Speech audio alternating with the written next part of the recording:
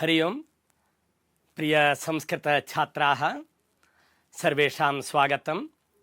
वयं DSCRT द्वारा विद्यागम योजनायाः संवेदमालिकायां समुपस्थिताः स्मः।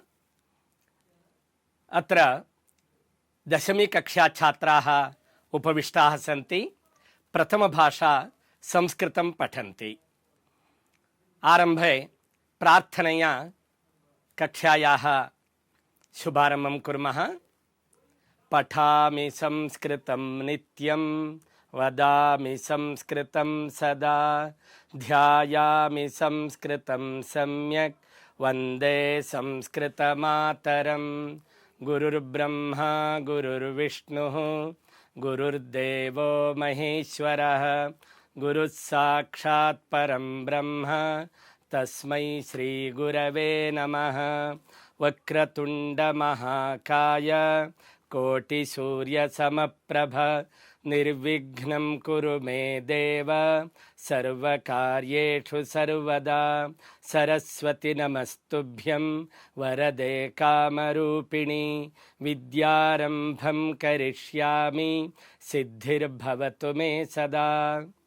आत्मीय स्वागतं प्रिय छात्राः। वयम् अद्य प्रथमभाषा संस्कृतं पठामः। पद्यभागस्य नाम अस्ति भारतीय भावना। कविः कथयति, भारतदेशस्य प्रजाः वयं श्रेष्ठभावनया जीवामः। अस्माकं जन्मभूमिः भारतभूमिः। तर्हि कवेः आशयः कः? आरम्भे पश्यामः। पश्यन्तु प्रिय छात्राः, भारतम् अस्माकं जन्मभूमिः। भूमिरियम् अस्माभिः माता इति सगौरवम् आद्रियते। सर्वदा वयम् अस्माकं माता भारतमाता इति सगौरवं सश्रद्धं वदामः। प्रिय छात्राः, नैके कवयः स्वकाव्यैः भरतभूमिम् अवर्णयन्। तेन देशभक्तेः जागरणं भवति। भारतमातुः स्मरणं कुर्वन्तः एव यदि बाल्यं यापयामः, अग्रे नागरिकाः यदा भवेम दायित्वं भवति, श्रेष्ठदायित्वम् अस्माकं भवति। अस्मिन् पद्ये कविः भारतीयभावना सर्वोत्कृष्टा लोकहितकारिणी इति वर्णितवान् अस्ति। पश्यन्तु। तर्हि प्रियछात्राः, अस्य पद्यभागस्य लेखकः कः इति पश्यामः। डॉक्टर KS नागराजन् महोदयः। अस्य ग्रन्थः भारतवैभवं, तस्मात् अयं पद्यभागः स्वीकृतः। तर्हि कविकृतिपरिचयविषये किञ्चिदिव अवलोकनं कुर्मः। पश्यन्तु, संस्कृतगुरवः भवतां कक्ष्यासु कथयन्ति कविकृतिपरिचय लेखनक्रमः अस्ति। कश्चन विशिष्टः क्रमः, स च क्रमः आश्रयणीयः। पश्यन्तु, क्रमशः कवेः नाम, देशस्य नाम कालः, अनन्तरं कृतयः। देशः नाम जन्मस्थानं लेखनीयं। भारतदेशः इति मा लिखन्तु। तर्हि अत्र डॉक्टर KS नागराजन्, अस्य जन्मस्थानं बेङ्गलूरुनगरं, विल्सन् गार्डन् इति। कालः क्रिस्तशक 20 कृतयः एवं सन्ति: पद्यकाव्यं, नाटकं, विविधानि काव्यानि लिखितवान् महोदयः। श्री सीता स्वयंवरं, श्री शबरीविलासं, श्री उन्मत्तकीचकं, श्री गुरुशापम् इति। एवं नाटकमपि लिखितवान् अयं महोदयः। तर्हि अस्य कवेः श्रेष्ठाः कृतयः याः सन्ति ताः प्रशस्तिभाजः अभवन्। यथा साहित्यालङ्कारः, काव्यरचनाचतुरः, कविभूषणः, कर्णाटकसाहित्यप्रशस्तिः, एवं विविधाः प्रशस्तयः समागताः। नाम महान् कविः एषः महोदयः डॉक्टर KS नागराजन् इति ज्ञायते। पश्यन्तु, भारतीय भावना पद्यकाव्यं एवं वर्तते। अहं यथामति सरागं कथयामि, पाठयामि। भवन्तः सर्वे भवतां संस्कृतगुरूणां साहाय्यं स्वीकृत्य भिन्न भिन्न रागेण वक्तुं प्रयत्नं कुर्वन्तु।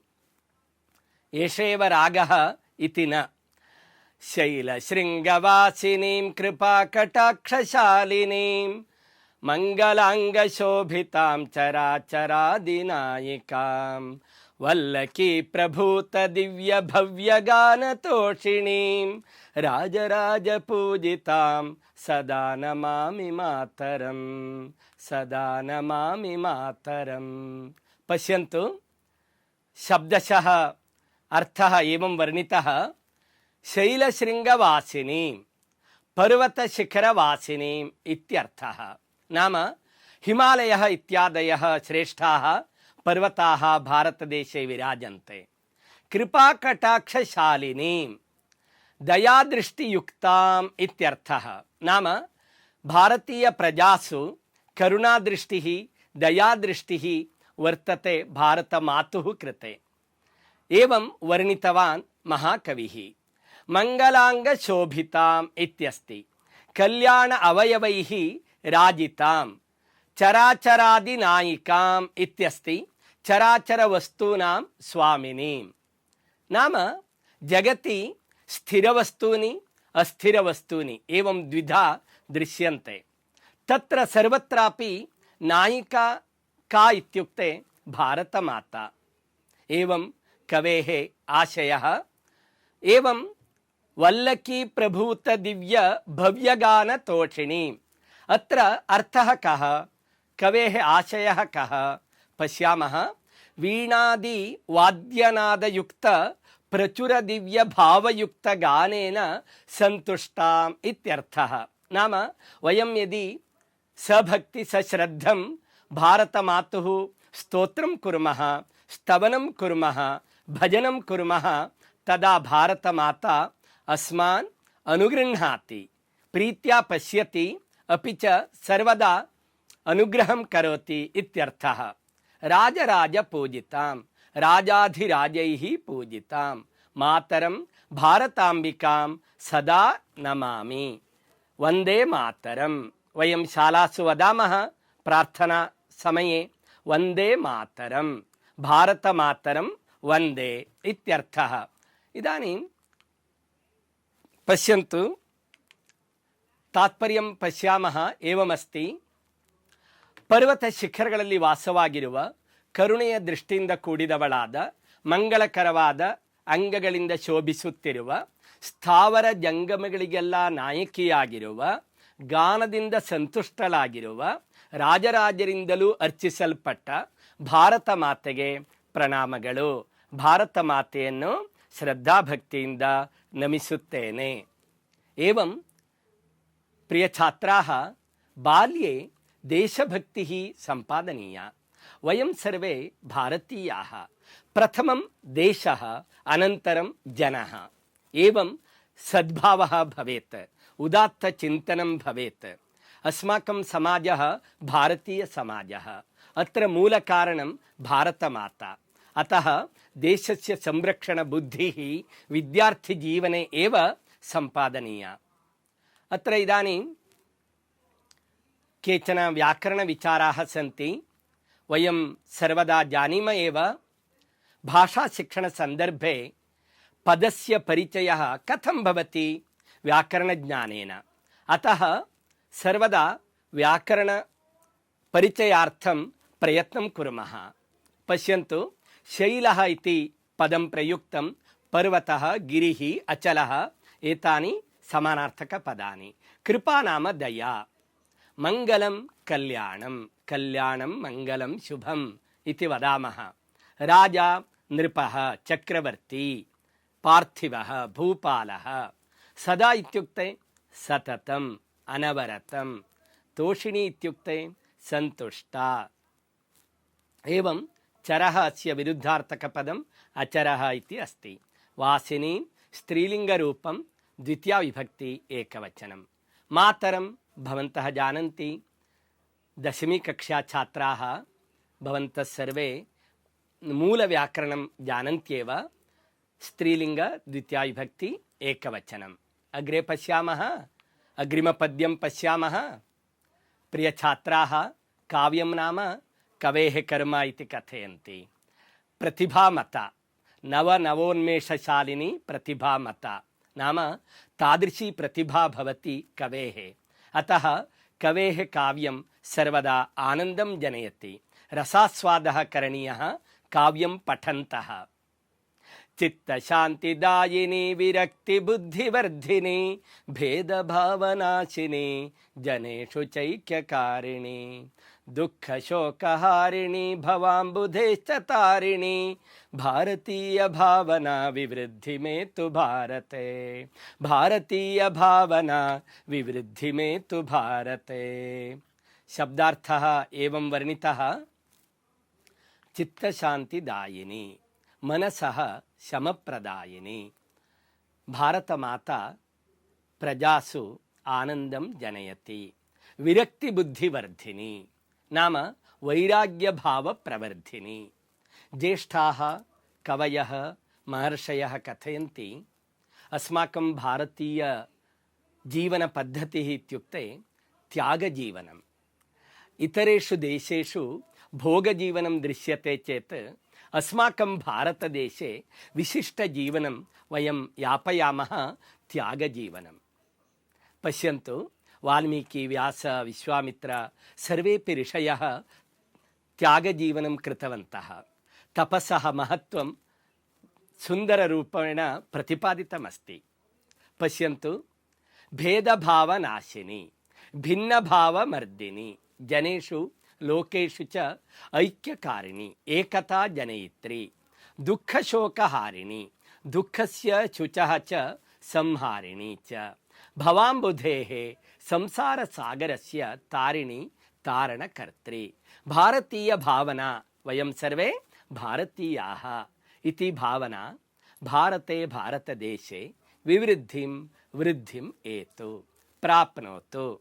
एतु नाम इण् गतौ धातुः। एति इति लट्लकारस्य रूपम्, एतु इति लोट्लकारस्य रूपम्। आहत्य तात्पर्यं वयं सर्वे भारतीयाः, भावैक्यं सम्पादनीयं, समाजे सामरस्यं भवेत्, अत एव सर्वे भवन्तु सुखिनः इति ज्येष्ठाः आरम्भे एव कथितवन्तः।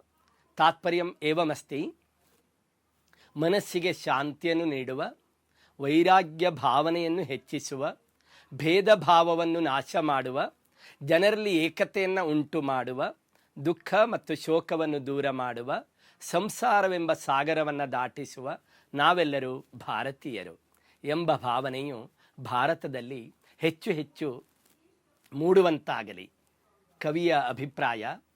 ನಾವೆಲ್ಲ ಭಾರತೀಯ ಪ್ರಜೆಗಳು, ವಿವಿಧ ಧರ್ಮ, ವಿವಿಧ ಭಾಷೆ, ವಿವಿಧ ಜನಾಂಗ ಸಮಾಜದಲ್ಲಿ ವಾಸ ಮಾಡ್ತಾ ಇದ್ದಾವೆ. ಹೀಗಿದ್ದರೂ ಸಹ ನಮ್ಮಲ್ಲಿ ಒಂದು ಏಕಸೂತ್ರ ಇದೆ, ಅದೇನೇ ವಯಂ ಸರ್ವೇ ಭಾರತೀಯಾಹ, ನಾವೆಲ್ಲ ಭಾರತಾಂಬೆಯ ಮಕ್ಕಳು ಎಂಬ ಈ ಶ್ರೇಷ್ಠ ಭಾವನೆ ಹೆಚ್ಚು ಹೆಚ್ಚಾಗಲಿ ಎಂಬುದು ಕವಿಯ ಆಶಯ. ವ್ಯಾಕರಣ ವಿಚಾರಂ ಪಶ್ಯಾಮಃ. ಚಿತ್ತಂ ಇತಿ ಅಸ್ತಿ ಮನಃ ಇತ್ಯರ್ಥಃ, ವಿರಕ್ತಿಃ ಇತಿ ಅಸ್ತಿ ವೈರಾಗ್ಯಂ, ಶೋಕಃ ಶುಚಃ, ಏತು ಪ್ರಾಪ್ನೋತು, ಅಂಬುಧಿಃ ನಾಮ ಸಾಗರಃ, ಜಲಧಿಃ ಅಬ್ಧಿಃ, ಭೇದಃ ವಿರುದ್ಧಾರ್ಥಕ ಪದಂ ಅಭೇದಃ, ಶಾಂತಿಃ ಅಶಾಂತಿಃ. ಜನೇಷು ಇತ್ಯತ್ರ ಪುಲ್ಲಿಂಗ ಸಪ್ತಮಿ ವಿಭಕ್ತಿ ಬಹುವಚನಂ, ಭಾರತೆ ಇತ್ಯತ್ರ ನಪುಂಸಕಲಿಂಗ ಸಪ್ತಮಿ ವಿಭಕ್ತಿ ಏಕವಚನಂ. एवं शब्दानां स्वस्वरूपज्ञानम् इति वदामः. तत्र उपनिषत्सु कथ्यते खलु आत्मनः स्वस्वरूपज्ञानं सम्पादनीयम् इति. धर्मार्थकाममोक्षाः चतुर्विधपुरुषार्थाः, तत्र मोक्षस्य सम्पादनार्थम् आत्मनः स्वस्वरूपज्ञानम् अनिवार्यम्. एवमेव अत्रापि शब्दानां स्वस्वरूपज्ञानम् अतीव अनिवार्यम्. अग्रे गच्छामः प्रिय छात्राः. अग्रिमपद्यम् एवमस्ति, पश्यन्तु. ಆತ್ಮಶಕ್ತಿವರ್ಧಿತ ವಿಶಾಲ ದೃಷ್ಟಿ ಸಂಯುತ ದ್ವೇಷಭಾವವರ್ಜಿತ ನಿರಂತರಂ ಸುಖಪ್ರದ ರಾಷ್ಟ್ರಸತ್ವಧಾರಿಣಿ ತಮಃ ಪ್ರಖಂಡ ಖಂಡಿನಿ ಭಾರತೀಯ ಭಾವನಾ ವಿವೃದ್ಧಿ ಮೇತು ಭಾರತೆ. ಶಬ್ದಾರ್ಥಃ ಏವಂ ವರ್ಣಿತಃ. ಇಯಂ ಭಾರತೀಯ ಭಾವನಾ ಆತ್ಮಶಕ್ತಿವರ್ಧಿತ ನಾಮ ಆತ್ಮಬಲವರ್ಧಿನಿ. ಶ್ರೇಷ್ಠ या भारतीय भावना प्रजासु संस्थापिता भवति, प्रतिष्ठापिता भवति, सा भावना किं जनयति? आत्मविश्वासं जनयति. एवमेव विशालदृष्टिः नाम औदार्यं सम्पाद्यते. एवं द्वेषभाववर्जिता. वयं सर्वे भारतीयाः इति यदा श्रेष्ठभावना उत्पद्यते तत्र भेदस्य अवकाशः एव नास्ति. एवं अनवरतं सुखप्रदा सुखं ददाति ससंतोषं जीवामः. राष्ट्रसत्वधारिणी राष्ट्रीय बलधारिणी शक्ति संवर्धिनी तमः प्रखंड खंडिनी नाम अंधकारस्य नाशं करोति. अस्माकं भारतदेशे विवृद्धिमेतु नाम एषा भावना वर्धताम्. सर्वदा वयं सर्वे भारतीयाः एषा श्रेष्ठा भावना वर्धमाना भवतु इति कविः कथयति. ಕರ್ನಾಟಕ ಭಾಷೆಯ ಏವಂ ವರ್ಣಿತಂ. ಆತ್ಮಬಲವನ್ನು ಹೆಚ್ಚಿಸುವ ಔದಾರ್ಯ ಗುಣಗಳಿಂದ ಕೂಡಿರುವ ದ್ವೇಷ ಭಾವನೆ ಇಲ್ಲದ ಸದಾ ಸುಖದಾಯಕವಾದ ರಾಷ್ಟ್ರದ ಬಲವನ್ನು ಧರಿಸಿರುವ ಅಜ್ಞಾನವೆಂಬ ಕತ್ತಲೆಯನ್ನು ನಾಶ ಮಾಡುವ ಭಾರತೀಯ ಭಾವನೆಯು ನಮ್ಮ ದೇಶದ ಜನರಲ್ಲಿ ಬೆಳೆಯಲಿ. ಅಜ್ಞಾನತಿಮಿರಾಂಧಸ್ಯ ಜ್ಞಾನಾಂಜನ ಶಲಾಕಯ ಚಕ್ಷುರುನ್ಮೀಲಿತಂ ಯೇನ ತಸ್ಮೈ ಶ್ರೀ ಗುರವೇ ನಮಃ. ಗುರುಗಳ ಮಹಿಮೆಯನ್ನು ಹೇಳುವಾಗ ನಾವು ಆಗಾಗ ಕೇಳ್ತಾ ಇರ್ತೀವಿ, ಜಗದ್ಗುರು ಭಾರತಾಂಬೆ. ಈ ಭಾರತಾಂಬೆಯ ಅನುಗ್ರಹವಿದ್ದಾಗ ನಮ್ಮಲ್ಲಿರುವ ಎಲ್ಲ ರೀತಿಯ ಅಜ್ಞಾನ ದೂರವಾಗತ್ತೆ, ನಮಗೆ ಜ್ಞಾನ ಲಭ್ಯವಾಗತ್ತೆ, ನಮ್ಮಲ್ಲಿರುವ ಎಲ್ಲ ದೋಷಗಳ ನಿವಾರಣೆ ಆಗತ್ತೆ. ಅತ್ರಾಪಿ ವ್ಯಾಕರಣ ವಿಚಾರಾः एवं सन्ति. द्वेषः नाम वैरं, तमः नाम अंधकारः, निरन्तरम् अनवरतं सततं. तमः नाम अंधकारः, विरुद्धार्थकपदं प्रकाशः. प्रियछात्राः अग्रे गच्छामः. पश्यन्तु, यत्र कुत्र वा वयं समग्र भारते स्थिता भाषयापि धर्मतश्च भिन्नमार्गमाश्रिता आदितश्च मध्यतस्तथान्ततश्च भारत भारतीय भावनेति विवृद्धि मेतु भारते. शब्दार्थः एवं निरूपितः. वयं समग्र भारते समस्तदेशे यत्र कुत्र वा निवसामः भाषयापि विविध भाषया अपि धर्मतः भिन्न भिन्न धर्मानुयायिनः भूत्वा भिन्न मार्गं भिन्न पथम् आश्रिताः स्म. आदितः च मध्यतः च अन्ततः च भारते आदौ मध्ये अन्ते च भारताः भारतीयाः भारते भारतदेशे भारतीय भावना वयं सर्वे भारतीयाः इति वृद्धिमेतु वर्धताम्. पश्यन्तु, वयं सर्वे भारतीयाः सर्वदा ऐक्यबुद्ध्या निवसामः. कदाचित् कर्नाटकराज्ये अस्माकं जीवनं भवेत्, आन्ध्रप्रदेशे भवेत्, गुजरात् प्रदेशे भवेत् अथवा मध्यप्रदेशे भवेत्. अस्तु नाम, यत्किञ्चिदपि राज्यं भवतु, तत्र कोऽपि दोषः नास्ति. किन्तु अस्माकं मनसि काचित् श्रेष्ठा भावना भवेत्. वयं सर्वे भारतीयाः, अस्माकं माता ಭಾರತ ಮಾತಾ. ಶ್ರೇಷ್ಠ ಭಾವನೆ ಸುದೃಢವಾಗಿರಬೇಕು, ಅದು ಸರ್ವದಾ ಸುಸ್ಪಷ್ಟವಾಗಿರಬೇಕು. ಆಗ ಎಲ್ಲಿಯೂ ಕೂಡ ಭೇದ ಭಾವನೆಗೆ ಅವಕಾಶವಿಲ್ಲ. ಪ್ರೀತಿಯ ಮಕ್ಕಳೇ, ಭಾರತದಲ್ಲಿ ಎಲ್ಲಿ ವಾಸಿಸುತ್ತಿದ್ದರೂ ವಿಭಿನ್ನ ಭಾಷೆಗಳಿಂದಲೂ ಬೇರೆ ಬೇರೆ ಧರ್ಮಗಳಿಂದಲೂ ವಿವಿಧ ಮಾರ್ಗಗಳನ್ನು ಆಶ್ರಯಿಸಿದ್ದರೂ ಭಾರತ ದೇಶದ ಆದಿ ಮಧ್ಯ ಅಂತ್ಯ ಕಾಶ್ಮೀರದಿಂದ ಕನ್ಯಾಕುಮಾರಿ ಅಥವಾ ಕನ್ಯಾಕುಮಾರಿಯಿಂದ ಕಾಶ್ಮೀರದವರೆಗೆ ನಮ್ಮ ದೇಶದ ಮೂಲೆ ಮೂಲೆಯಲ್ಲಿ ನಾವು ವಾಸವಾಗಿದ್ದರೂ ಸಹ ನಾವೆಲ್ಲರೂ ಭಾರತೀಯರು ಎಂಬ ಭಾವನೆ ಸದಾ ಹೆಚ್ಚಾಗಲಿ, ಅದು ಪ್ರತಿದಿನವೂ ಕೂಡ ವರ್ಧಿಸುತ್ತಾ ಹೋಗಲಿ. ಅಷ್ಟೇ ಅಲ್ಲ, ನಮ್ಮ ಜನಮಾನಸದಲ್ಲಿ, ನಿತ್ಯ ಜೀವನದಲ್ಲಿ, ಆಡು ನುಡಿಯಲ್ಲಿ, ನಡೆ ನುಡಿಯಲ್ಲಿ ಅದು ಪ್ರತಿಬಿಂಬಿತವಾಗಲಿ ಅನ್ನೋದು ಕವಿಯ ಒಂದು ಪ್ರಮುಖವಾದ ಆಶಯ. ಸಮಗ್ರಂ ಸಮಸ್ತಂ ಮಾರ್ಗಃ ಪಂಥಾಃ ಶೀಘ್ರಂ ತ್ವರಿತಂ ಭಿನ್ನಂ ಅಭಿನ್ನಂ ಏಕತಾ ಅನೇಕತಾ ಏವಂ ಅತ್ರ ವ್ಯಾಕರಣಾಂಶಾಃ प्रतिपादिताः. प्रियछात्राः, एतावता वयं पद्यभागम् अवलोकितवन्तः.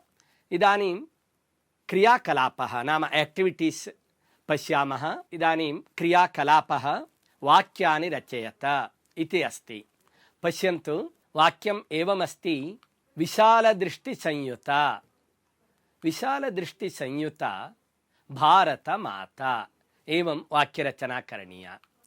पश्यन्तु, जनेषु ऐक्यकारिणी. भावैक्यं सम्पादयितुम् एषा सहायं करोति. का सा? भारतमाता. पश्यन्तु, भारतमाता. एवमेव निरन्तर सुखप्रदा, सर्वदा सुखं प्रददाति, आनन्दं प्रददाति. का सा? भारतमाता. एवमेव मङ्गलाङ्गशोभिता, नाम अवयवः मङ्गलमातनोति. यथा भारतमाता मङ्गलमातनोति इति तात्पर्यम्. इदानीम् अग्रिमक्रियाकलापः, द्वितीय एक्टिविटी एवमस्ति: अधोलिखितात् वर्णजालात् नदीनां पर्वतानां नामानि लिखत. पश्यन्तु प्रियछात्राः, वर्णाः प्रदत्ताः, अक्षराणि प्रदत्तानि. अत्र सुयोग्य शब्दनिर्माणं करणीयं. कानिचन पदानि नदीनां नामानि भवितुमर्हन्ति, अपराणि कानिचन पदानि पर्वतानां नामानि भवितुमर्हन्ति. एवं द्विधा अत्र व्यवस्था प्रकल्पिता. चिन्तयन्तु, भवन्तः स्वयं रचयितुं समर्थाः सन्ति. प्रयत्नं कुर्वन्तु प्रियछात्राः. समीचीनं. सरावलिः नी श इति अस्ति, नो चेत् सरस्वती ग इति अस्ति. पश्यामः उत्तरं. पश्यन्तु, नद्यः सरस्वती, गंगामाता, एवं चंद्रभागा, एवं यमुना, एवमेव कावेरी.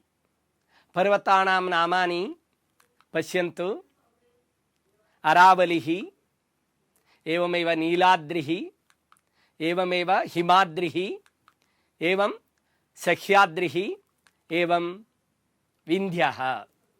एवं पर्वतानां नामानि दरीदृश्यन्ते. अस्मिन् पटे प्रयत्नं कृतवन्तः इति भावयामि. भवन्तः सर्वे चतुराः सन्ति. दशमी कक्षा छात्राः अवश्यं लिखितवन्तः. इदानीम् अन्यः क्रियाकलापः दर्शनेनैव ज्ञायते. संयोज्य लिखत. कविभूषणः गुरुशापं श्री सीता स्वयंवरं. नाटकं काव्यं प्रशस्तिः. चिन्तयन्तु प्रियछात्राः, उत्तरं ज्ञातवन्तः इति भावयामि. तर्हि पश्यामः. कविभूषणः प्रशस्तिः, गुरुशापं नाम नाटकं, श्री सीता स्वयंवरं नाम काव्यम्. अग्रे गच्छामः. सूक्तोत्तरं चित्वा लिखत इति अन्यः प्रधानः प्रश्नः. चरः अस्य विरुद्धार्थकपदम् इदं भवति इति प्रदत्तं. पश्यन्तु, चत्वारि उत्तराणि सन्ति. अत्र अचरः, अचलः, निश्चलः, न चरः इति अस्ति. तर्हि साधु उत्तरं किं? पश्यामः. प्रियछात्राः, न चरः इति भवति वा? नैव. अचरः इति साधु उत्तरम्.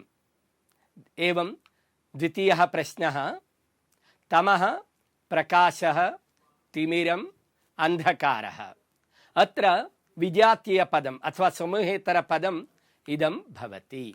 पश्यन्तु, तमः, अन्धकारः, तिमिरम्, एवमेव प्रकाशः। अत्र समूहेतरपदं किं भवितुमर्हति? तमः न भवति, एवम् अन्धकारः एतदपि न भवति, तर्हि तिमिरम् इदमपि न, तर्हि साधु उत्तरं प्रकाशः। बहु समीचीनं, भवन्तः सर्वे लिखितवन्तः इति भावयामि। अग्रे गच्छामि। तृतीयः प्रश्नः पश्यन्तु। एवम् अग्रिमप्रश्नः एवमस्ति, वयम् अस्य वचनम् एतत् भवति। एकवचनं, द्विवचनं, बहुवचनं, अन्यवचनं। पश्यन्तु, एकवचनं वा?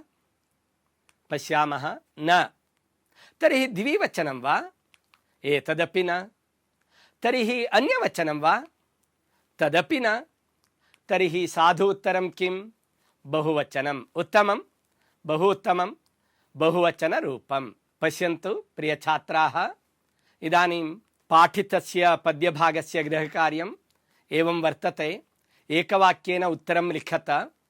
भवन्तः तत्र टिप्पणीपुस्तके लिखन्तु। शालां गत्वा संस्कृतगुरून् दर्शयन्तु। संस्कृतगुरुः परिशील्य यच्छति। समीचीनं। शैलशृङ्गवासिनी का इति प्रश्नः। शैलशृङ्गवासिनी भारतमाता। द्वितीयः प्रश्नः, भारतमाता कैः पूजिता? भारतमाता राजाधिराजैः पूजिता। भारतमाता राजाधिराजैः पूजिता। बहु समीचीनम्। अग्रिमः प्रश्नः, भारतीयभावना निरन्तरं किं ददाति? भारतीयभावना निरन्तरं सुखं ददाति। भारतीयभावना निरन्तरं सुखं ददाति। बहु समीचीनम्। एवं भारतीयाः कथं भिन्नमार्गमाश्रिताः? भारतीयाः, पश्यन्तु, भारतीयाः भाषया ಧರ್ಮತಃ ಚ ಭಿನ್ನ ಮಾರ್ಗಮಾಶ್ರಿತಾಃ.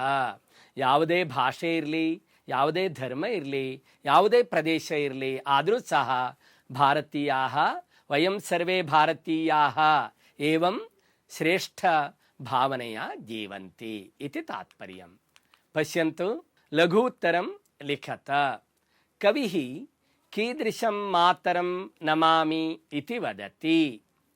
ಕವಿಃ कीदृशी मातरं नमामि इति वदति. भारतीय भावना पद्यस्य तात्पर्यं लिखत. भारतीय भावना पद्यस्य तात्पर्यं लिखत. समीचीनम्. एवं गृहकार्यं विलिख्य शालासु संस्कृतगुरून् दर्शयन्तु इति उक्तम् आरम्भे एव. भवन्तः सर्वे 10वीं कक्षा छात्राः. पुनः कथयामि, अतीव दायित्वम् अस्ति प्रियछात्राः. अस्मिन् वर्षे आदिनं वयं SSLC विषये एव अधिकम् अवधानं दद्मः. प्रियछात्राः, SSLC इति कारणतः विशेष अवधानं दातव्यं, सश्रद्धं पठनीयं. यतोहि अत्र 25 अङ्काः आन्तरिकमौल्यमापनविषये भवन्ति. एवमेव 100 अङ्काः रैटिङ्ग् रूपेण, नाम लिखितरूपेण लेखनीयं भवति. परीक्षा सन्दर्भे आहत्य तत्र 25 अधिक 100 अङ्काः भवन्ति. अतः भवन्तः सर्वे भारतीयभावना इदं पद्यं सम्यक् पठित्वा अध्ययनं कुर्वन्तु, यशः प्राप्नुवन्तु. SSLC परीक्षायाम् अपि संस्कृतं प्रथमभाषा वर्तते. तत्र अधिकम् अङ्कं सम्प्राप्य, उत्तमफलितांशं सम्प्राप्य तत्र श्रेष्ठाः ज्येष्ठाः नागरिकाः भवन्तु, समाजे सामरस्यं सम्पादयन्तु. भारतीयभावना इदमेव कथयति, अस्माकं जीवनम् उन्नतं भवतु, श्रेष्ठव्यक्तित्वं सम्पाद्य आनन्देन जीवामः. वयं सर्वे समाजे भावैक्यबुद्ध्या जीवामः इति पुनः पुनः कविः कथयन् अस्ति. अतः वयमपि आचरणे तस्य कार्यान्वयने आशयस्य तत्र साक्षात्कृत्य जीवामः इति निवेद्य विरमामि. वदतु संस्कृतं, जयतु भारतम। धन्यवादः।